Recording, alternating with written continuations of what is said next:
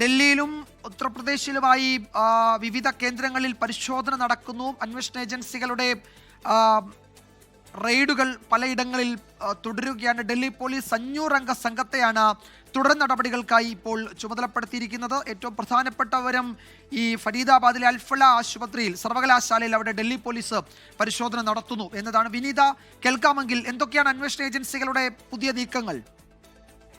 വിജയകുമാർ, വ്യാപകമായിട്ടുള്ള പരിശോധനയും റെയ്ഡുകളുമാണ് ഇപ്പോൾ അന്വേഷണ സംഘത്തിന്റെ ഭാഗത്തു നിന്ന് നടക്കുന്നത്. അതിലിപ്പോൾ ലക്നൌവിലെ വ്യാപക പരിശോധന നടക്കുന്നു എന്നൊരു വിവരമാണ് നമുക്ക് ലഭ്യമായിരിക്കുന്നത്.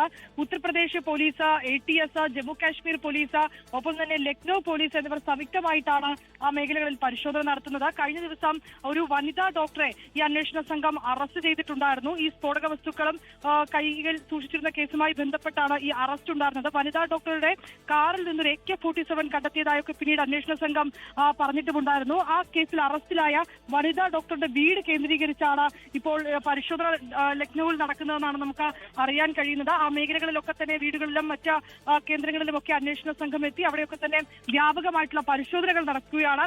ഒപ്പം നമുക്കിപ്പോൾ ലഭ്യമാവുന്ന ഒരു വിവരം, ഈ വനിതാ ഡോക്ടർ ഷഹീൻ ഷാഹിദ് എന്നാണ് ഇവരുടെ പേര്. ഇവര് ഈ ജെയ്ഷ മുഹമ്മദിലേക്ക് വനിതകളെ റിക്രൂട്ട്മെന്റ് ചെയ്യുന്നതിനുള്ള ഒരു ചുമതല ഇവർക്ക് നൽകിയതായിട്ടുള്ള ചില വിവരങ്ങൾ കൂടി ഈ ഘട്ടത്തിൽ ലഭ്യമാവുന്നുണ്ട്.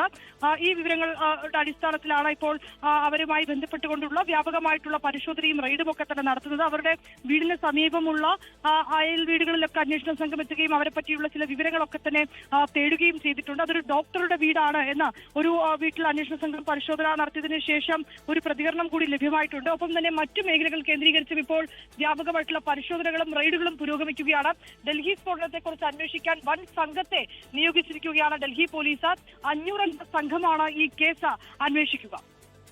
യെസ്, വിനീത വിജിയാണ് വിവരങ്ങൾ നൽകിയത്. നമ്മൾ ഈ ദൃശ്യങ്ങളിൽ കാണുന്നത് ഇന്നലെ ഈ സ്ഫോടനത്തിന്റെ സമയത്തുണ്ടായ ആ സമയത്തെ ചില ദൃശ്യങ്ങളാണ്. അത് CCTV ദൃശ്യങ്ങൾ ആ സമയത്തേത് കൂടുതൽ ലഭ്യമായിട്ടുണ്ട്. അതാണ് നമ്മൾ ഈ സമയത്ത് കാണുന്നത്. പോലീസ് അത്തരം ദൃശ്യങ്ങൾ ശേഖരിച്ചിട്ടുണ്ട്. വ്യാപകമായി CCTVകൾ കേന്ദ്രീകരിച്ച് പോലീസ് നടത്തിയ പരിശോധനയിലാണ് ഈ കേസുമായി, ഈ സ്ഫോടനവുമായി ബന്ധപ്പെട്ട വളരെ പ്രധാനപ്പെട്ട വിവരങ്ങൾ അന്വേഷണ സംഘത്തിന് ലഭിച്ചത്. അതിൻ്റെ ഏറ്റവും പുതിയ CCTV ഫുട്ടേജുകൾ പുറത്തു വന്നിട്ടുണ്ട്. അതാണ് പ്രേക്ഷകർ കാണുന്നത്.